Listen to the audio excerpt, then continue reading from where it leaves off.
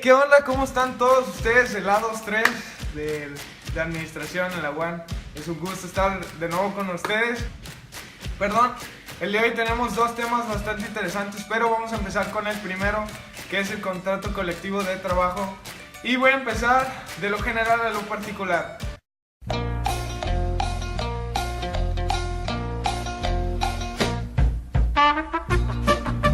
La generalidad del tema es que en el año de 1872 había sociedades mutualistas que fueron el precedente de los sindicalismos en México, que hasta 1910 fue cuando fue conocido como sindicato y fue ya donde entró en vigor y con poderío. Bueno, la generalidad, la relación colectiva de trabajo se establece por dos partes, que es uno o varios sindicatos de trabajadores con uno o varios patrones o con uno o varios sindicatos de patrones.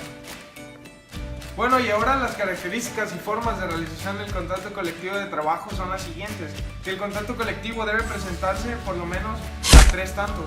Uno de los 3 tantos es para cada parte, el otro se designará a la Junta Local o Federal de Conciliación y Arbitraje para su registro, anotándose fecha, hora de su presentación, ya que a partir de este sufrirá sus efectos legales.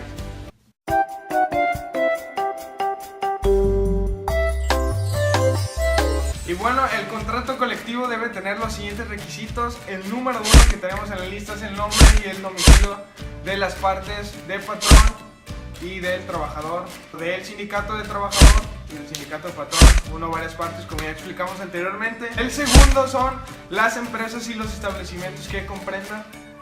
Como parte del 3, su duración o la expresión, si es por tiempo o para forma determinada. 4, la jornada de trabajo. 5, salarios. 6, el aguinaldo. Número 7, establecer perfectamente las vacaciones, que como ustedes saben son bastante importantes después de trabajar bastante duro como negros. El 8. Perdón, se me olvidó el número 8 y no menos importante, que dice lo siguiente: los demás que convengan las partes que no sean contrarias a la ley y las buenas costumbres. O sea, que el contrato debe ser para un trabajo lícito.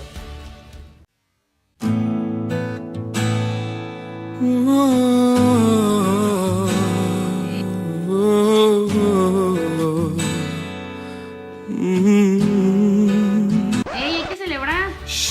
El contrato colectivo se celebrará únicamente con el sindicato que tenga más trabajadores en las empresas. Y bueno, Rey Misterio está con nosotros en la casa. Rey Misterio en la house.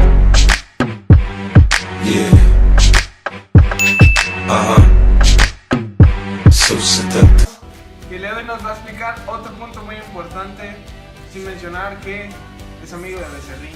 Entonces te escuchamos, Rey Misterio. Si concurren sindicatos gremiales, el contrato colectivo se celebrará con el conjunto de sindicatos mayoritarios que presenten a las profesiones, oficios o especialidades, siempre que se pongan de acuerdo. En caso contrario, cada sindicato celebrará su propio contrato colectivo de trabajo. ¡Boom! Hice un knockout, no sé cómo se llaman las llaves. Esa apesta la lucha libre después de que murió el hijo del perro guayo.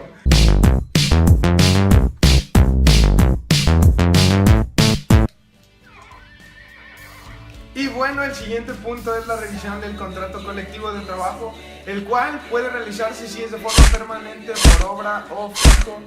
Y lo siguiente es que ambas partes pueden solicitarlo si es entre un solo patrón y un solo trabajador. Pero hay un punto: si el contrato se celebra entre varios patrones o varios sindicatos, por lo menos debe haber 51% de los trabajadores afectados en el contrato. Y la solicitud debe hacerse por lo menos 60 días antes de la revisión.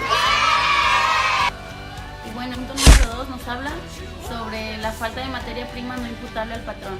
En este caso, antes de la suspensión, se debe dar aviso a la Junta de Conciliación y Arbitraje.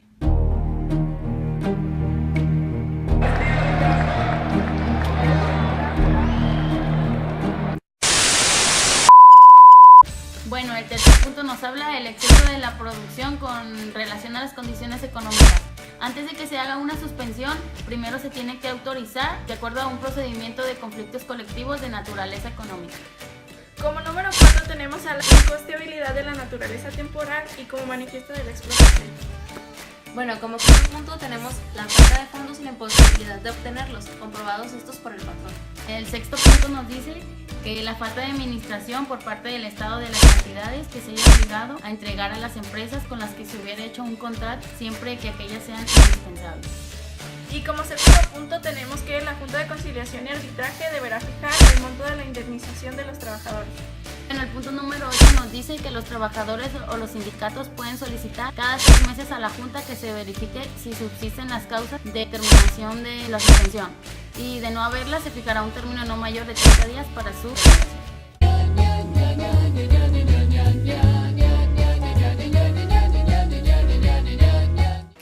Hola, ¿qué onda? Hoy les voy a hablar de lo que es el contrato de ley, que a diferencia del contrato que hablamos anteriormente, que es el contrato colectivo de trabajo, este contrato abarca solo una rama de la industria y a comparación del otro, este contrato es entre uno o varios sindicatos de trabajadores y uno o varios patrones, únicamente patrones, no sindicatos. Y bueno, es para establecer normas de trabajo, pero como ya les decía, solo en la rama industrial.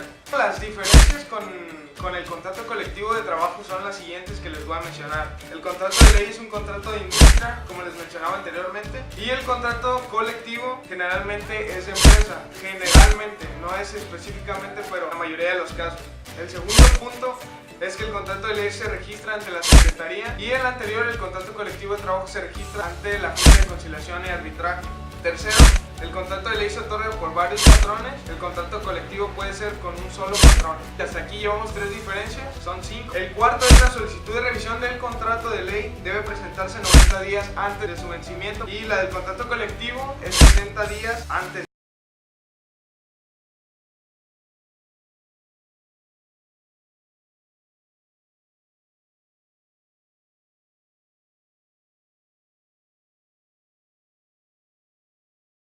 Trabajo, que el reglamento interior del trabajo no es más que el conjunto de disposiciones que tienen que obedecer patrones y trabajadores en el desempeño de sus trabajos en una empresa o en un establecimiento. Y bueno, el reglamento interior del trabajo en este tipo de contrato debe contener lo siguiente, que es hora de entrada y salida de los trabajadores.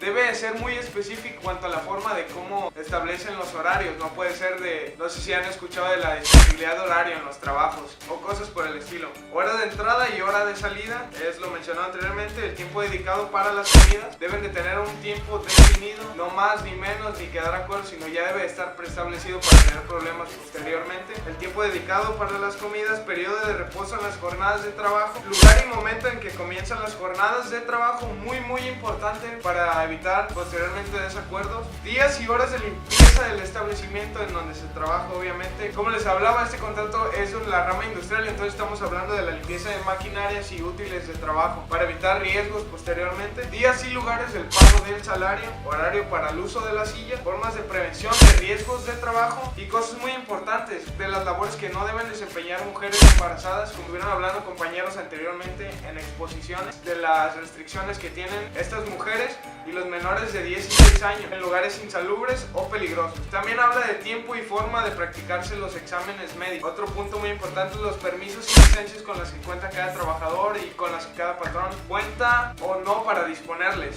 medidas disciplinarias y procedimientos de aplicación y los demás que acuerden las dos partes, ya sean entre los representantes de los trabajadores o representantes de los patrones, que no sean contrarios a la ley y a las buenas costumbres.